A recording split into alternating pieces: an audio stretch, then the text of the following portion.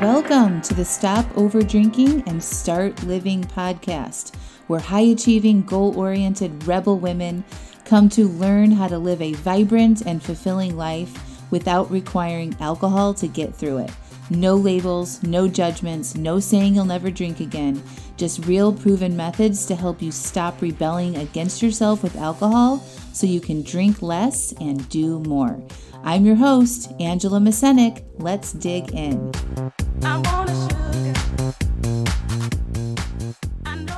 Welcome to episode 96, 1 year later, with client Amy. Hello, hello, hello. Well, I have a very special treat for y'all today. You guys might have remembered Amy, my client Amy, who came on the podcast about a year ago, maybe a little bit longer. And we talked about her success in the program and how she's had such amazing changes and like huge weight loss and stopped over drinking. And it was just amazing. So Amy had a great idea, I think, on that podcast that she wanted to come on again a year later to update everybody to see where she was. Well, we did that yesterday, and it was a super fun interview. We got caught up. Amy shared her daily mantras and what she does on a daily basis to maintain a 56-pound weight loss and stopping over drinking permanently. It was a great conversation. I hope you feel inspired by this talk that I had with Amy. And if you'd like to join me in my Stop Over Drinking and Start Living program so you can have results like Amy, click the show notes in this podcast episode and get your applications in, because we are filling up for the rest of 2020 right now. And my guess is that we will be full by early November. So get your applications in, read through all the information, and apply to join me. Also, we are celebrating the podcast in a huge way because we are approaching 100 episodes of Stop Over Drinking and Start Living. And I want to celebrate you all and your dedication and the growth and success that so many of you had just by listening to the podcast. So I am hosting a 100th episode podcast party. It's going to be a virtual event held over Zoom. I'm super excited about it. I'm going to have some fun prizes, some book giveaways, a private session with me giveaway. There's going to be a link in the show notes here to sign up for the podcast party. It's going to be on Monday, November 23rd at 7 p.m. Eastern Standard Time. So click through, sign up for that, and come and have some fun and celebrate the 100th episode of Stop Over Drinking and Start Living. And you're going to see me record that podcast live to you guys, which is super fun to witness. Also, leading up to that podcast, that 100th episode, I want to reward my listeners. So I am having a iTunes review contest. All right, I'm going to put all of the instructions on how to do it in the show notes here. But basically, you go to iTunes, you subscribe to the podcast, then you rate it. You give me a 5-star review, only if you believe I deserve it, and then drop me a review in the comment there, and then send me an email with the topic of your review so I can go review it. And then I'm going to enter you to win one of 3 $100 Amazon gift cards.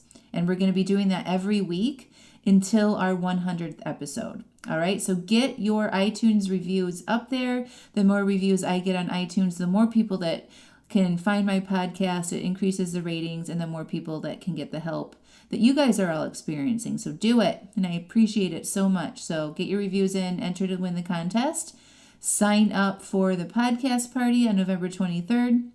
I am also having a coffee chat this Friday, the 30th at 10 a.m. Eastern Time. The link to sign up for that is also in the show notes. So lots of fun things coming this fall. And I just want to celebrate you. Thank you so much for being here.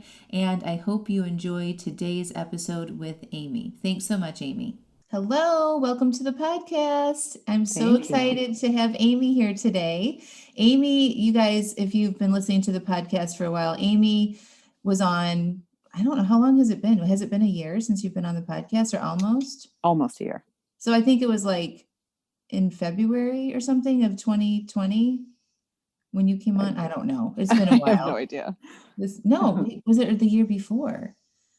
It's a blur. I have no idea. It's been a while. Anyway, so Amy was on after she finished up private coaching with me when I was still taking one-on-one clients, and she shared her experience and her results that she had. And she had a great idea then to come back a year later to talk about like what it looks like a year after coaching or long-term success of this kind of work. So I thought it'd be fun to have Amy back on the podcast to talk about all the amazing things and like see, kind of check in where she is. So welcome back, Amy. Well, thank you. It's pretty amazing you remembered that and that it's coming up on that year, November 1st. So I'm Yeah. excited. Yeah. So just if people haven't listened to your original podcast interview, why don't you just give us a little background about you and sort of where you were when you found the podcast and when you signed up with coaching, like what was going on with you then, and then kind of get us caught up here. Sure. So back before coaching, boy, I was overeating and over drinking. Every time I drank, I was over drinking. Every time I ate, it was too much of it. And I just didn't know how to stop. And I would get on these kicks where I would be exercising, I'd be eating right, I'd be not overeating, and I would lose the weight. And once I got to that goal, it was like, yes, I reached my goal. And then it was it. I would celebrate because I've reached the goal, and then all of a sudden I'm putting the weight back on. And every time I put the weight back on, it was, put the weight back on plus 10 or plus Mhm. 5 or whatever. So anyway, I was overweight and I was over drinking. And obviously those two go hand in hand. So I don't know. I was tired of it. I was really, really tired of it. And, I'd wake up in the morning and I would just say, okay, I'm not going to drink. I'm not going to drink tonight, or I'm not going to drink this week. And, that would be out the window by 5 o'clock. And, drinking took up way too much of my brain space. And for a while there, I'm like, okay, I would look around, I would notice like what other people were drinking. I'm like, okay, I'm pretty on par with everybody. And then Mhm. I noticed, oh, I'm drinking a little bit more than everybody. And Mhm. I'm just thinking about it too much. And it would be like, okay, we're going to go out. Who's going to drive? All right, we can just Uber. And I was just tired of it. It was consuming me. So I think I saw your ad on Facebook and reached out, and, it kind of, I was back and forth about it. Like, do I want to invest in myself? I don't know. Is there other things I can do? You put out enough free content where it kind of gives you a nice taste of it. But Mhm. until I signed up and like got the coaching for, it to open up things about myself that I wasn't realizing, Mhm. you know, that's what really, really did it for me. Mhm. Yeah, it's just like having somebody else see some obstacles that it's really hard to see yourself, right? That's just Yes. normal. Yes. Yep. Yeah, yeah. So then you signed up for coaching and you went through that and you just like did all the things, right? Like you pretty much started having results right away. So like Yeah. tell us about those results that you had. Sure. I was fully invested from day one. It was, I was absolutely all in. There was nothing that was going to derail me. And I would look forward to feeling uncomfortable. I was, and just really feeling those feelings and journaling and just doing everything that I was supposed to be doing. And really the results were, um, number one, the weight loss started happening very quickly. Mhm. Just learning those tricks about like, eating when you're at a -2 and stopping when you're at a +2, like all Mhm. those things, and realizing like I ate all the time in fear of being hungry. And Mhm.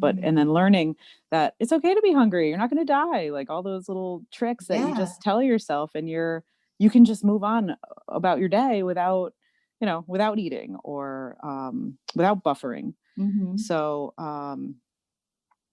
yeah, I did that. What was the question? No, it's just about some of your results. So you Oh, once you right. got Yeah. the coaching, you invested in yourself. I love that you said that you wanted to feel uncomfortable, like you found reasons or Yes. ways to be uncomfortable, which is what I Yes. say, right? Like the more willing you are to be uncomfortable, the faster you'll get Yeah. results. Like And like, I would go to a party, and a party that like, if I wasn't going to drink, why would I go? And I right. would go to these parties and be like, I'm going to only have one drink, Yeah. or you know what? I'm not going to have any drinks. And Hmm. like, those are the things that like really catapulted me to like the next level, because, you know, I'm not saying it wasn't hard. Like it was Mm-hmm. really hard. And then like, because you're not only dealing with your own head, you're also dealing with people asking you like, Yeah. why aren't you drinking? Like, what's wrong with you? Or Mm-hmm. people looking at you like, oh, I wonder if she's an alcoholic, or, Mm-hmm. she's quitting, or, everybody has their own thoughts about you.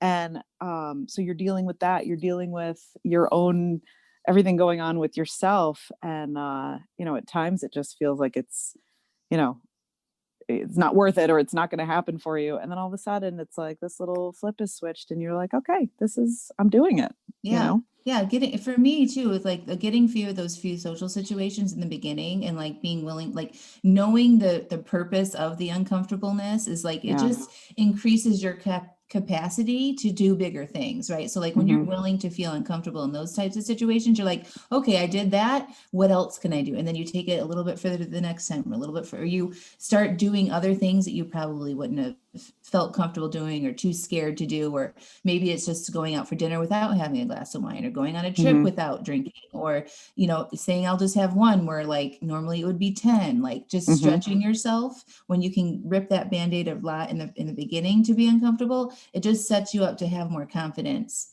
in the future to try different things about it, right? Yeah, no, Yeah. absolutely. Yeah.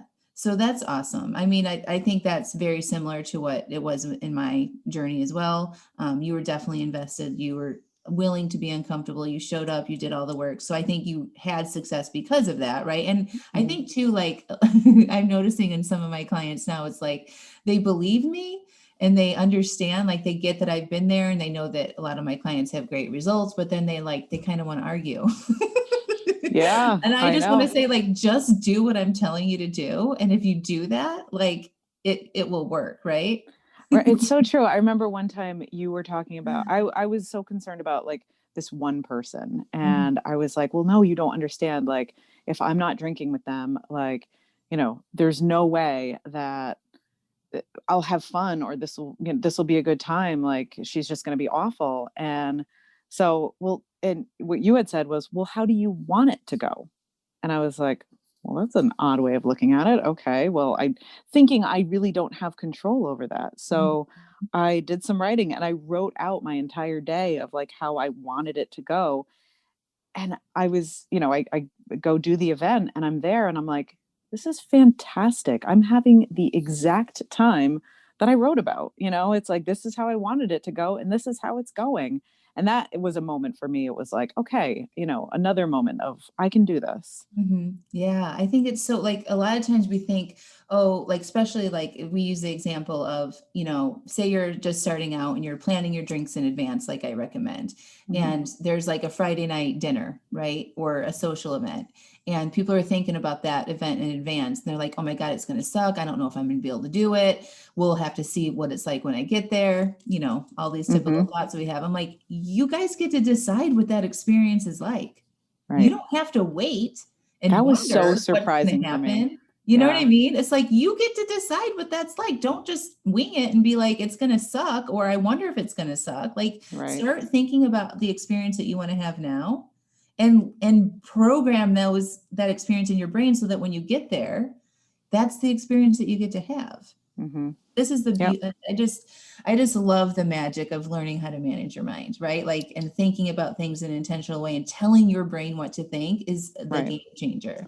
Right. It's the work. It's Yeah. what you're doing to get to your result. And Yeah. and I'll tell you, and this probably maybe leads into like your next question, but about the future. Like my future goals are to maintain all of this, which means doing the work every single day. So it's not like, oh, I reached my goal, oh, now I'm done, which is what I Mhm. used to do in the past. But now it's like, no, I've reached my goal. So my goal now is health and wellness. Like that is my goal. And so everything kind of just falls into place, but I write about it every single day.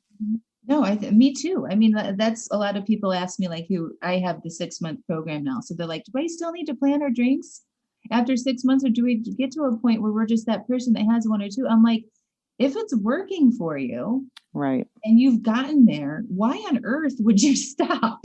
Right. Yeah. It's just like, yes, it would be easier not to sit down and take 10 minutes and write out your drink plan for the week. Hmm. Sure. But like, if try it and see what happens. I'm guessing like if we're making decisions to drink in the moment, that Yep. it's gonna creep back in, right? So like Yep. if you've been successful, Guilty. Been there. Yep. yeah, have Yep. you? It's happened. Oh yeah. Yep. Let's talk about it. Yeah. So it's like you get to a point where it's like, all right, I'm good. I got this on lock. Mhm. Like I'm all set. So then, you kind of go back into your, I don't want to say go back into your old habits because, I certainly was never back to where I was by any Yeah. means. But, you're in the moment and like, oh, well, I didn't really plan on it, but you know what? I'm good now. So yeah, give me I'll have one, I'll have two. And then Mhm. it's like, all right, well, maybe one more or maybe one more, and Mhm. it, it puts you instantly back to like, no, this is not what I want to do. Like you just in that moment, that little failure, it's like, okay, it just reminds you of what you don't want to be. And so, Yeah, yeah, it's just like it's like not being intentional, right? So it's like when you right. are making those kind of decisions in the moment based on how you feel, right? That's exactly what got us here in the first place, is like Mm-hmm. deciding to drink or to eat or something like that based on in the moment decisions, which is always fueled by our emotions, right? Yep. And so Yep. like the whole like big picture of this to take back control and to own your power in your relationship with food and alcohol is learning how to engage with your brain in an intentional way and learning how to manage your brain in an intentional way, not being at the effect of those primitive urges and desires. So Mm-hmm. that never goes away. Like your brain is always going to be like, oh, this would be fun. Oh, this sounds good. Ooh, let's do that. Right. It's Like that's, easier. Yeah. yeah, it's just easier. And that's so just knowing that it's not like a battle or anything, but just in how the brain functions, that you're always going to be asked to make those decisions in the moment. But like I think when you've gotten to where you are now, you've played with both sides of it, right? And like Mm-hmm. by planning, by doing your journaling and working on your mind and doing self-coaching, you can see the benefit of that, right? It Yeah. sets you Oh, up absolutely. for success. The planning is, it really is key. It really is key. Yep. Yeah.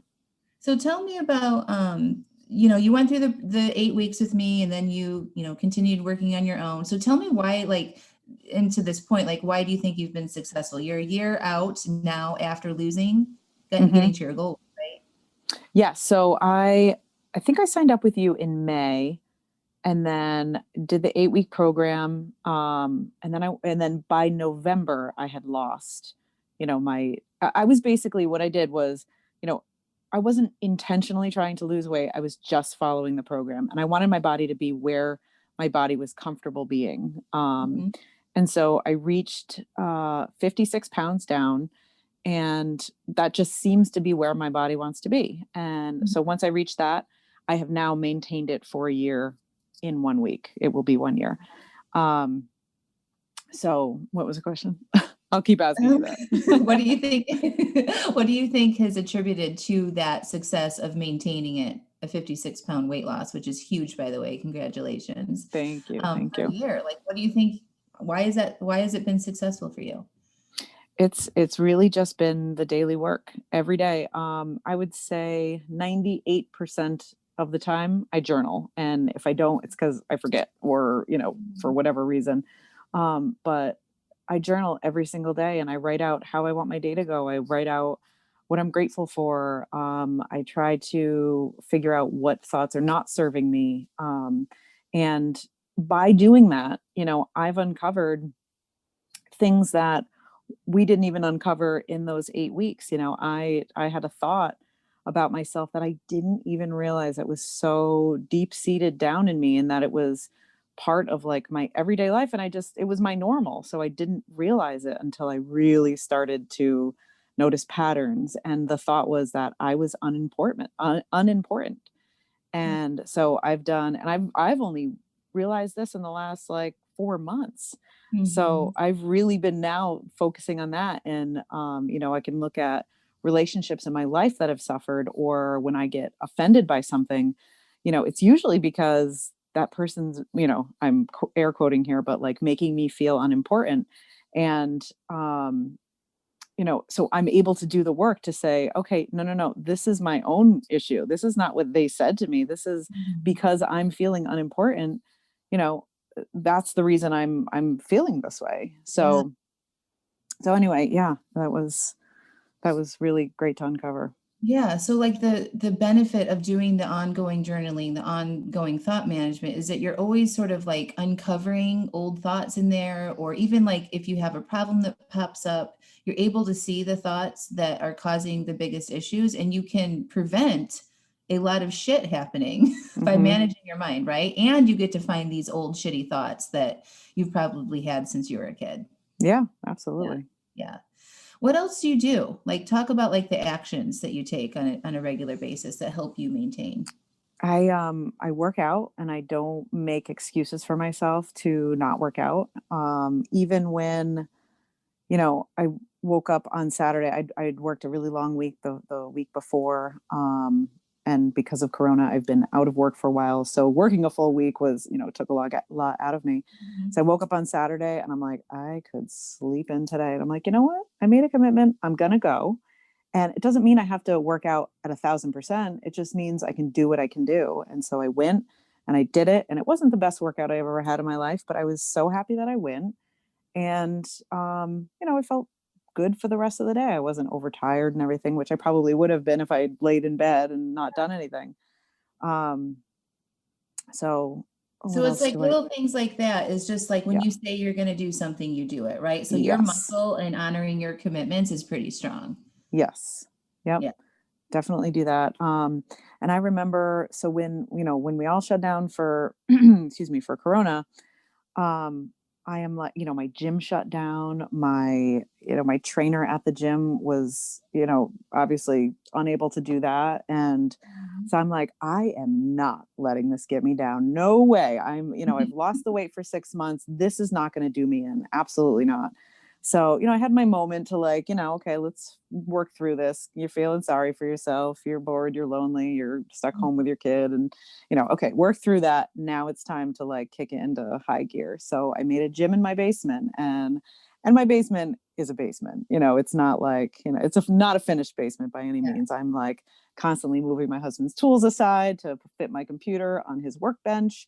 And I have a little yoga mat and no weights, and I just do it. And so, you know, I wasn't going to let it get me down. And I haven't. I've maintained the weight. And, people see me now and they're like, oh, you didn't put on your, what, COVID-19 or, and I'm like, no. And I just tell people, if I can get through this, I can get through anything. Yes. Love that. Yeah. So besides exercising, what did you talk to me about like your relationship with food and alcohol and the way you maintain that now? So when your brain is like, or you go to a party and it's like, oh, I could just have this one thing, or tell me like your daily sort of mantra to keep you in this maintenance area that you are. A lot of it is realizing why I'm hungry. So when Mm, I'm at a party, I'm feeling snacky. I'm mm, like, am I hungry? No, I'm not hungry. It's almost like you need to do something with your hands or something. And for me, it's like a little social awkwardness mm. and or social anxiety. And, it's for me, it's like it was something to do. And so that I just have really tried to cut out. And So just like just in those being so moments, aware. what does your brain say? Like, are you like, ooh, it sound I could have a bite of that? In the moment when I'm, looking at the sea of food or something, it's really I, I don't need it.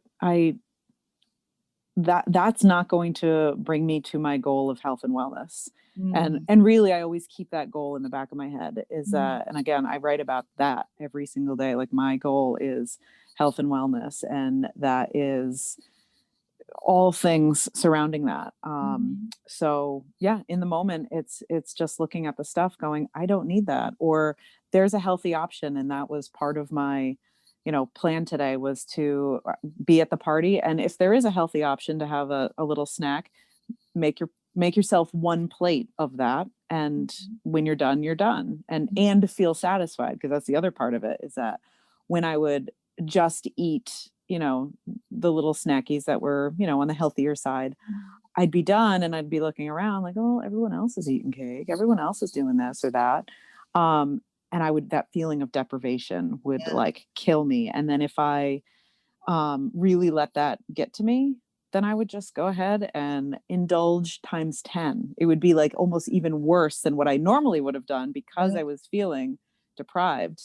So I really did a lot of work on, and I do a lot of work before a party or before, um, I know where there's going to be snacks around or something, Mhm. to do the work and to just tell myself, like, I won't feel deprived. Like, I'm going to feel satisfied after I'm done eating those things because food is just nourishment. That's all it is. So if you're eating crap, you're not being nourished. And that doesn't get you to your health and wellness goals. So, Mhm. I love it. Yeah, the whole deprivation thing is all about not that you're not eating it. It's what you're thinking about not eating it that causes the yes. deprivation, right? Yes. Yeah. Yeah. So knowing Because that, my husband doesn't feel that way when he doesn't eat that. yeah, When he doesn't eat garbage, he doesn't feel deprived by any yeah, means. yeah. So, Fascinating, right? yeah. We like again going back to like the idea of like the experience when you're talking about your friend, like you are not going to have fun if you're not going to be drinking, right? Hmm. It's like we think it's just an automatic that we're going to feel deprived if we're not eating and drinking all the shit. Like I Right. don't, and so when we think that way, like I don't want to feel deprived, then like before we even are in the deprivation, Yeah. we're already planning to like over drink or overeat, right? So like Yeah. a lot of times when my clients are putting their drink plan together, on like a Friday night, they're like, oh, it's going to be, I don't want to feel deprived at the party. I'm going to put 4 drinks on there. I'm like, Yeah. you get to choose Yeah. if you are going to feel deprived or not. Like that doesn't have to automatically happen to you, right? Yeah. Yeah. Very Yes, true. so good. I love that point. So basically what you're doing to maintain is you're journaling, you're managing your mind, you're telling yourself the experience that you want to have before big social events. But tell me more like about the day-to-day shit.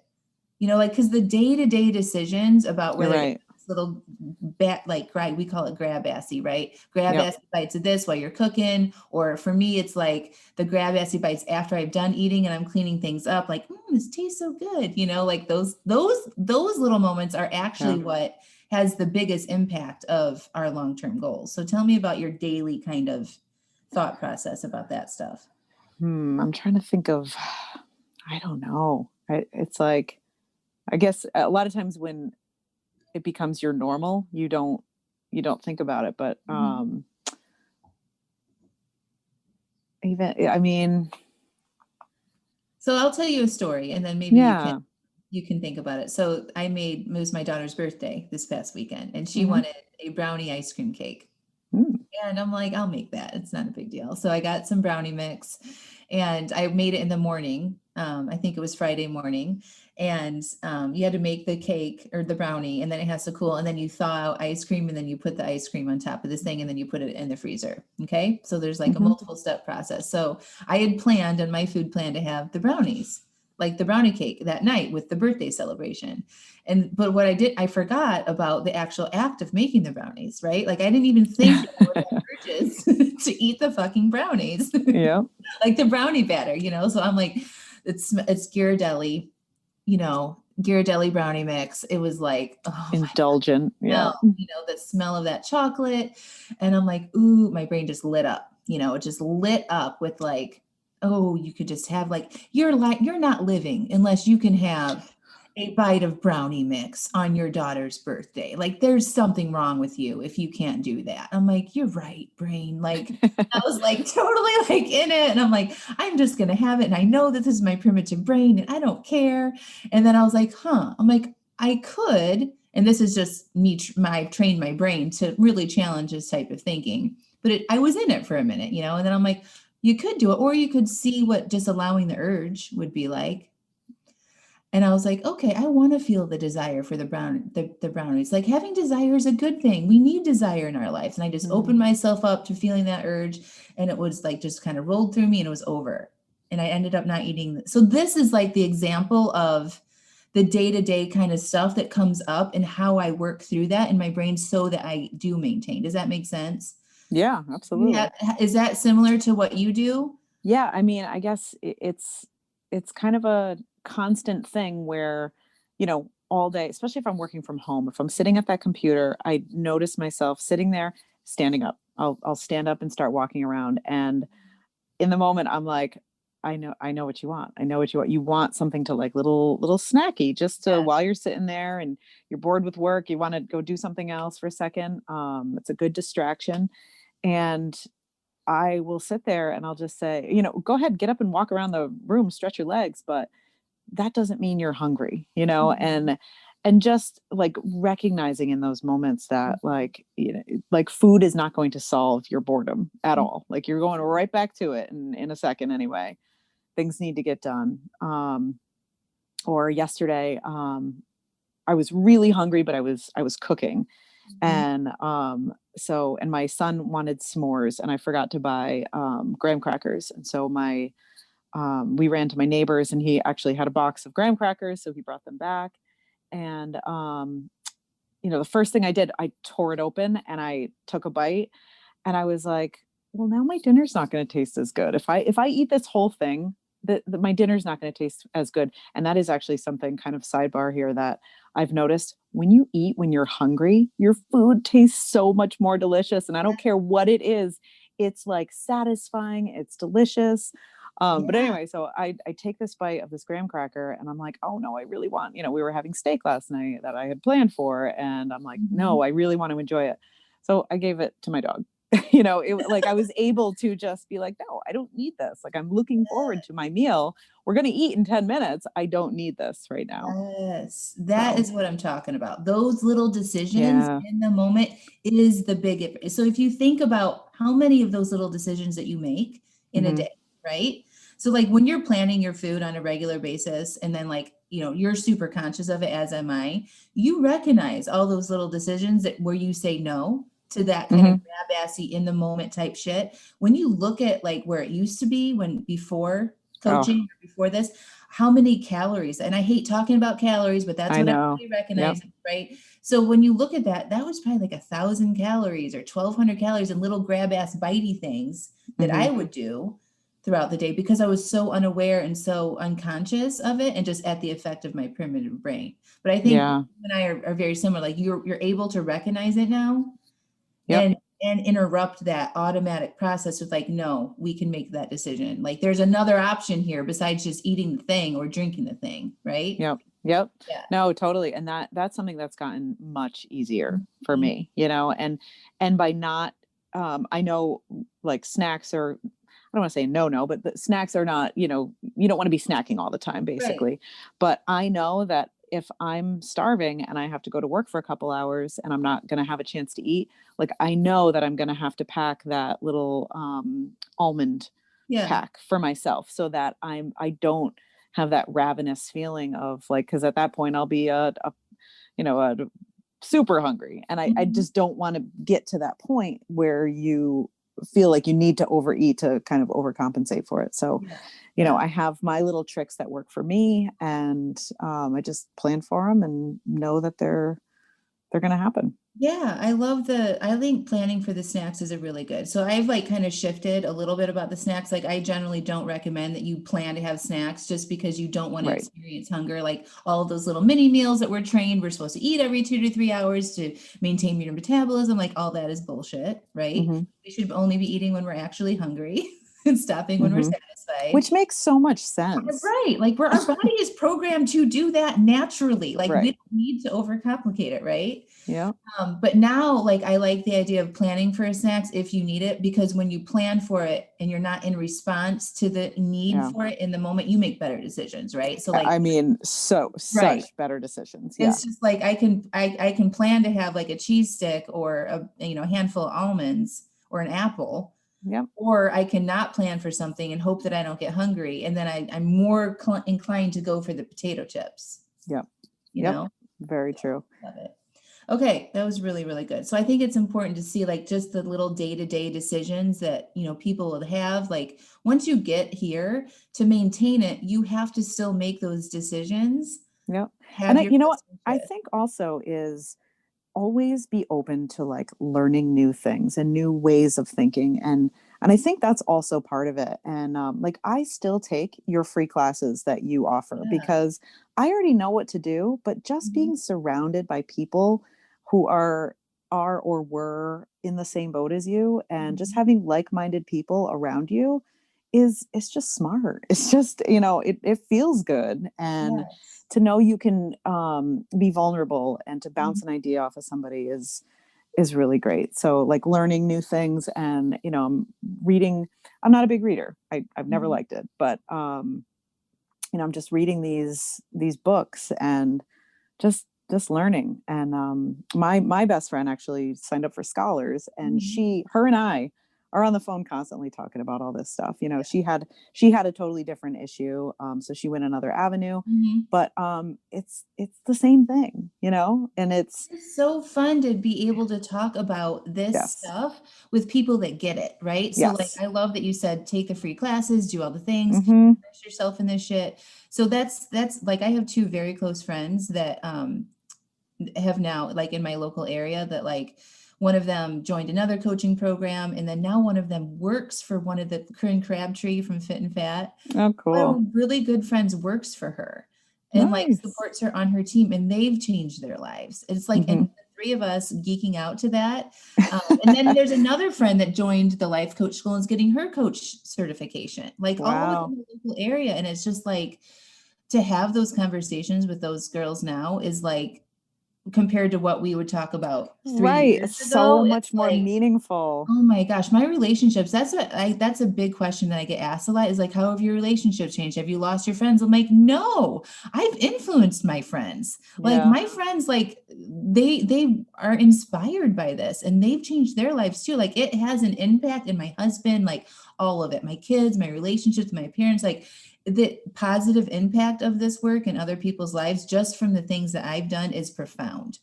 and that's something that I had no idea going in. Like when I went into this, I was like totally focused on just stopping over drinking, and then we started talking about self-love, and I'm like, what? Like, no, no, no, no, it's the drinking that's the problem, like not the self-love. Like what Uh-huh. even is that? So yeah, I didn't realize it would just be all encompassing and really kind of talk to every aspect of your life. Yes, yeah.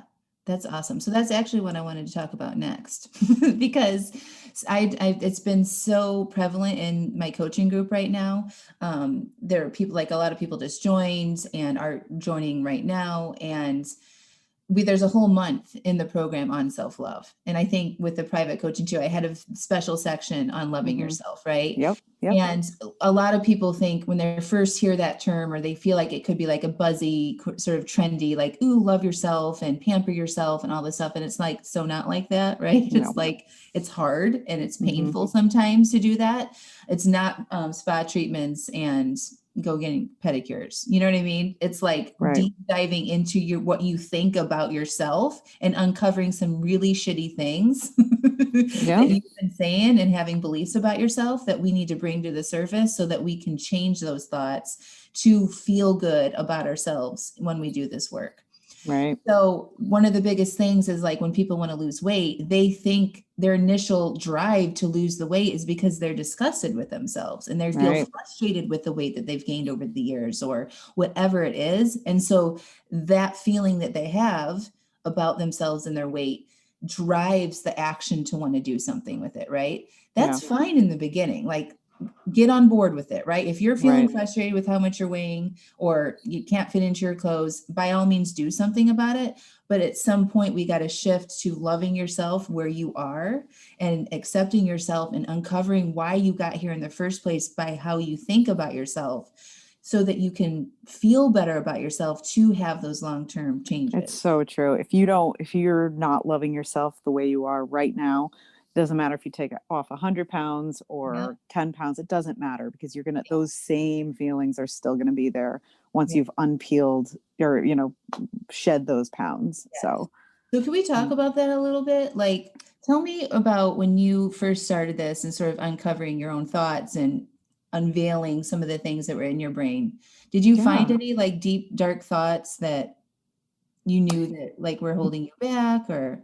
Yeah, I mean, I know I've always been a little insecure, and I've been, and I was a people pleaser, and like I knew all of that stuff. I didn't know kind of how deep seated it was and how Mhm. it affected, so many different parts of my life, but Yeah, I guess you get to a point where you just realize like it's not helping me.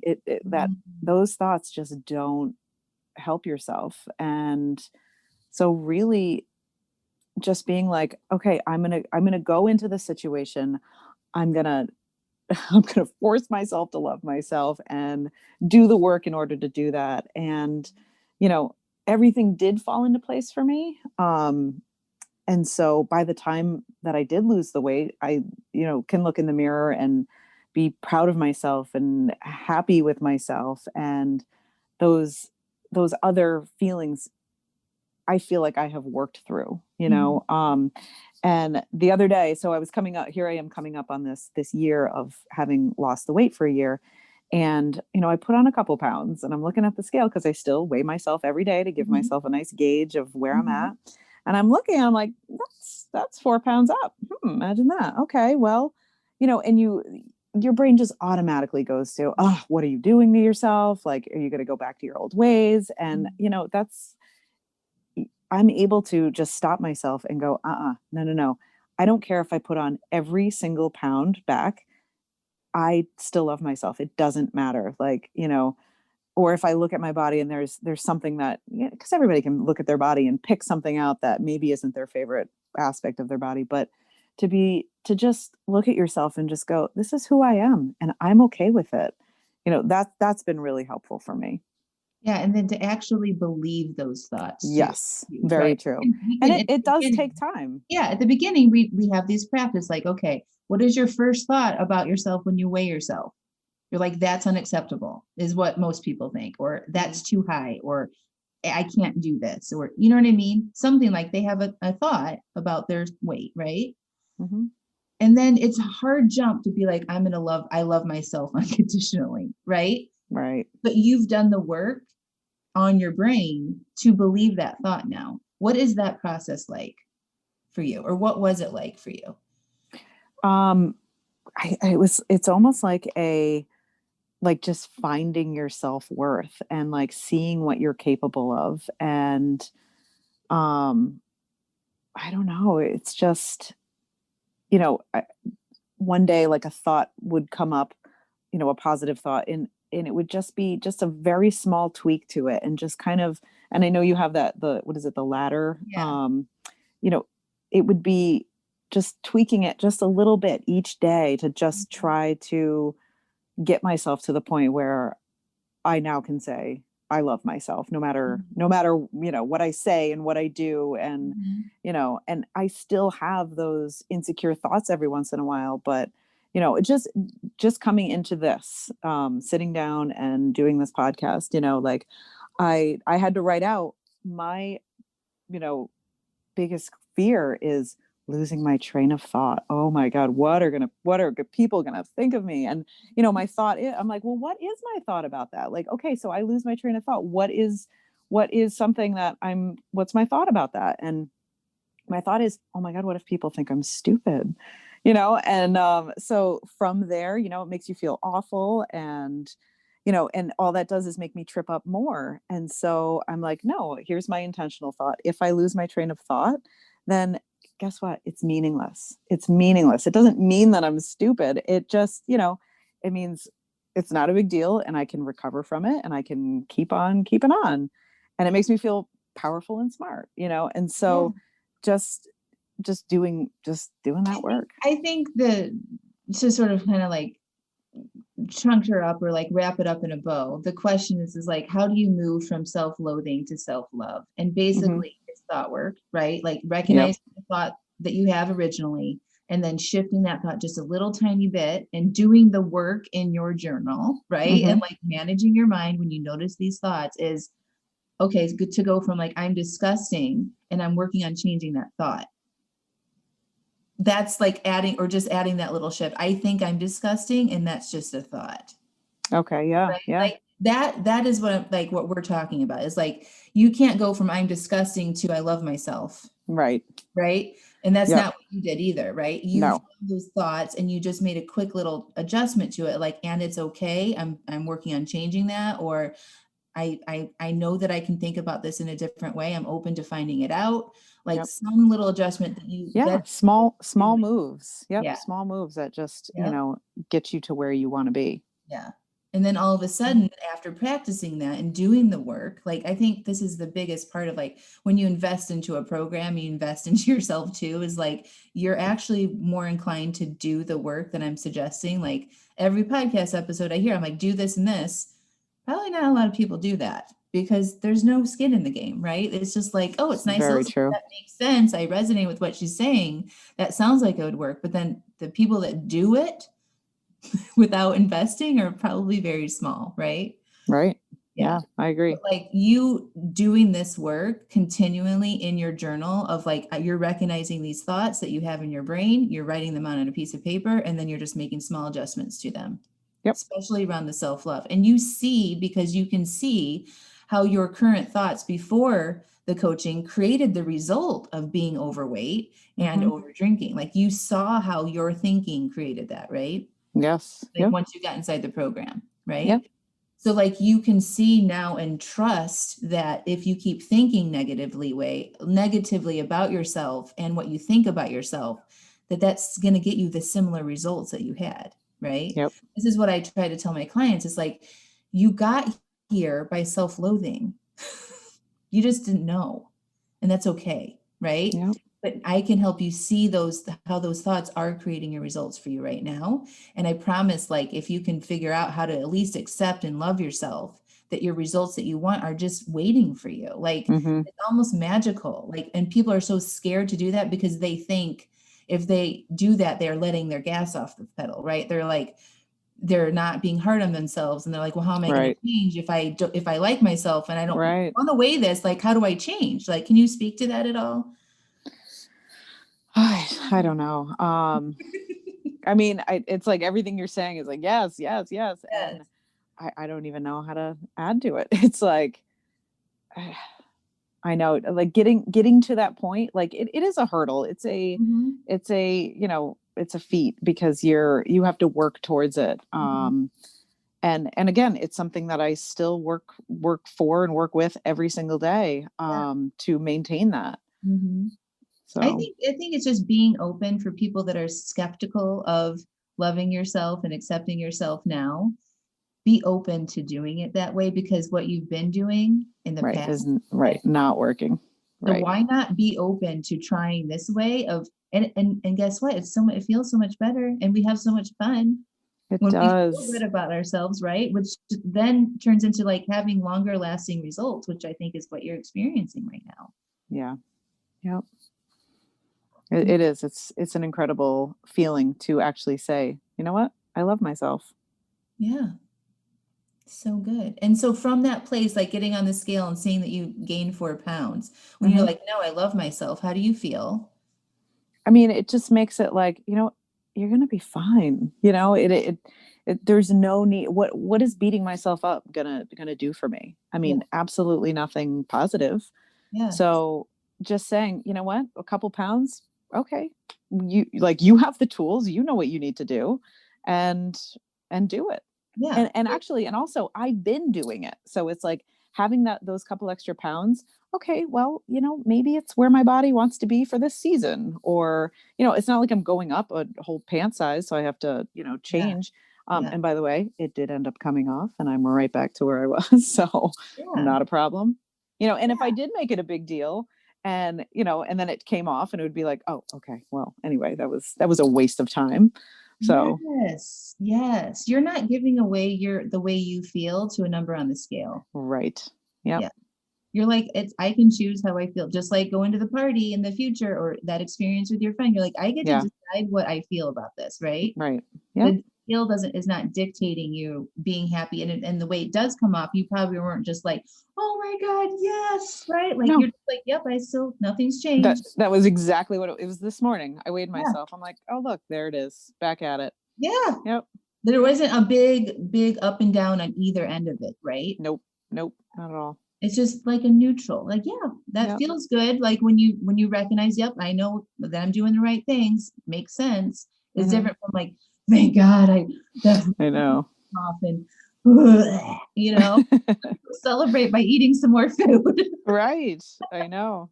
Well, now my celebration is anytime I want to celebrate something, I go for a run. That's like my reward to myself of like, yay, I met a goal. Okay, go for a run. Love That's it. my, Yeah. So good. What was I going to ask you?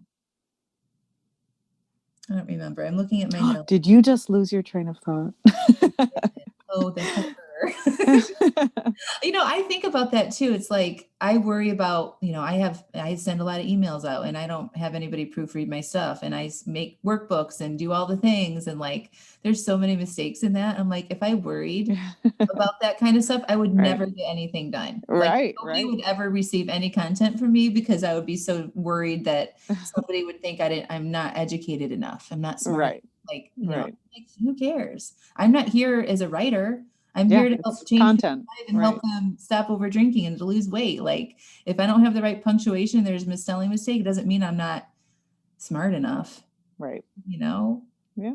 Crazy. But I think that's also what people like about me. Like I'm just real and I let that stuff come through like a real human being would, you You know? do. I love that. And you're relatable and Mhm. yeah, absolutely.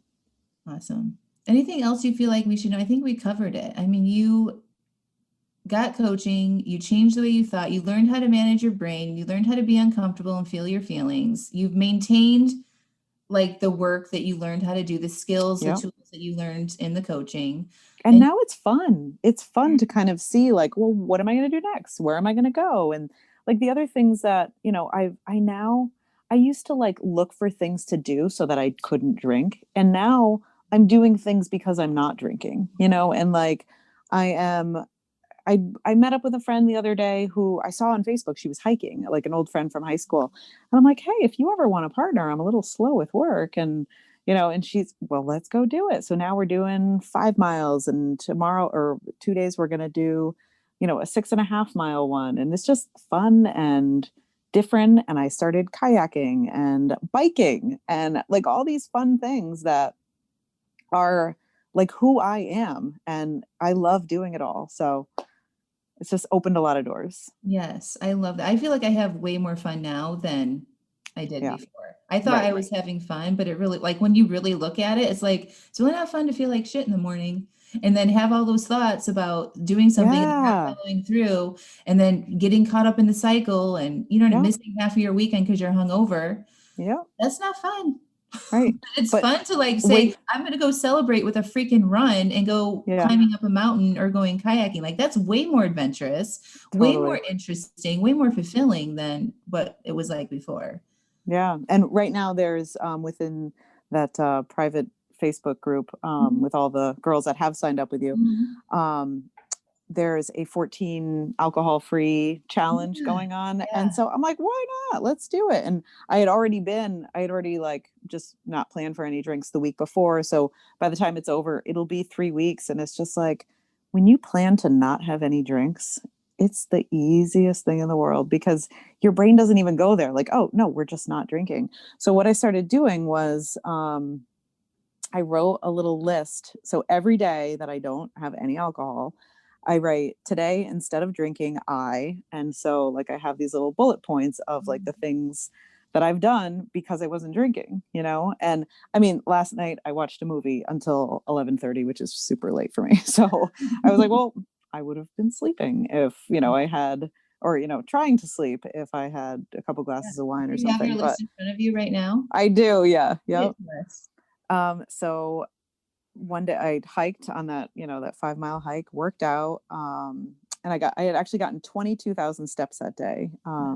And I made a delicious healthy meal. And then another time I worked, and then I was able to tackle this very like highly sensitive issue um, with a family member with a very clear mind, which was great. And it kind of came about like around 7 o'clock at night. And back in the day, 7 o'clock at night would not have been a good time for me to have a deep conversation with somebody. Mhm. But yeah, I had a clear mind and was able to feel and process those feelings. And then, oh, this was really cool. So after a weekend of not drinking, and I say drinking, and I mean like 2 glasses of wine, but Yeah. not having any alcohol, I woke up and went to like my Monday morning workout, and I got the best workout of my life. And I was like, what Aw. a difference. Like it was just great. And, I went from being like the heaviest and the slowest in these like intense workouts that I do. And I say intense, but they're like cross conditioning classes. They're just, that's what's fun for me. Mm-hmm. And, I went from to being one of the heaviest and the slowest to the fastest. And, just, I just love it. I absolutely love it. Yeah. That's just a few of the little things that has happened Right. for these past few weeks. I love Yep. that. Yeah. Yeah, I love where your brain is. Like you're focusing on what you have and what you're Mhm. able to do instead of what you're missing. And I Right. think that's a big, like for all of you guys who are considering whether you join my program or not, or just taking on a challenge of stopping over drinking, let your brain go to the possibilities of what you're going to gain from this work instead of what you might miss. Because I promise you, like you're not missing anything when you don't drink. Right. Except for hangovers, regret, puffiness, weight gain, and just feeling fucking stuck. Like Yeah. that's what you're gonna miss. But what is available to, if you think like what you can gain, is so much more motivating for us to take changes. Like even for you, Amy, like at the very beginning, for you to know what it was gonna be like 18 months later, like could you even imagine? So sorry, it cut out there for a moment. So could you go back to the Oh, question? that's okay. So the question was like for you to even know what your life could look like, was Mhm. that even like on the horizon for you? Like the possibilities of where you are right now? No, because I didn't even know what was possible. Yeah. Yeah. And when you think of like, I'm going to stop over drinking, it's like it's such a foreign concept. Like how would one go about doing that? And it's just, Mhm. it's such a holistic way of doing it too. It doesn't just focus on the over drinking. There's so many other aspects to it and reasons for why you're doing that. So, tackling all of those at once where, it might seem a little overwhelming, but it's broken up in a way that you're able to tackle it and able to get through it. Yeah. So good. Yeah. Anything else you want to add? Any words of wisdom or inspiring things for people thinking about doing it, in it, just finishing a program? Just do it. I mean, they're like, I don't know. Sometimes I'm like, God, I wish you would open it up to more of like not even over drinking. You know what I mean? Because it's like whatever issue I'm having, you take that brain model and you put it towards it and you're like, boom, there it is. I teach my 7-year-old this stuff all the time. And like, in the beginning, he really resisted it. Like, I know, mom, feel your feelings, like, whatever, and now he does it. He does it, and it's great. We went to he's having really hard time with the whole homeschooling thing. And so I'm like, you know what? There's no shame in like going to talk to a little counselor or something. So we got him the counselor, and the counselor doesn't do the brain model, but he, it's similar in that like just you got to feel your feelings. And I think the counselor, because you're the parent is there during the Yeah. session, and within it, I think the counselor was kind of looking at me like, how do you know all this stuff? Like, and so I'm able to, reiterate it at home too. And he's getting it. It's great. And, he doesn't roll his eyes at me every 5 minutes when I'm Yes. You've talking about it you've now. got some non-mom reinforcement there. Yes. Yep. So good. Yeah. I tell him he's so lucky because I learned this at 37. Here he is 7 years old. I'm like, you're going to be so far ahead of me. This is great. I know. That's what I think about my kids too. I'm like, they hate it when I say, let's go meditate and let's go process what you're feeling. Nothing's gone wrong. Yeah. They're just like, Right. Mom, don't life coach me right now. You'll thank me later for it, kid. Exactly. Exactly. This was lovely. Thank you so much for coming on. I'm so proud of you. I'm so happy to see you thriving and living and your participation in the private Facebook group, and you're Yeah. constantly inspiring people. So Well, thank you. And yeah, it was an absolute honor to be on. I mean, part of my writing goals and things and just being part of any podcast for me was like bucket list sort of stuff. And then so not only have I done it, now I'm doing it a second time. Like it's wonderful. Really? So cool. Thank you. Again. We'll talk to you soon. All right. Have a good one. Bye. Holy heck. So good, right? Thank you so much, Amy, for coming on the podcast to share where you are 1 year later. I'm so proud of you. Thank you. All right, you guys, who's signing up to be like Amy? Click the link in the show notes. Apply to join me and stop over drinking and start living. Get in there. Get your applications in. Don't delay. Have the support that you want on hand through the holidays, through the start of 2021, and make this a permanent stop to your over drinking struggles. See you there. Bye.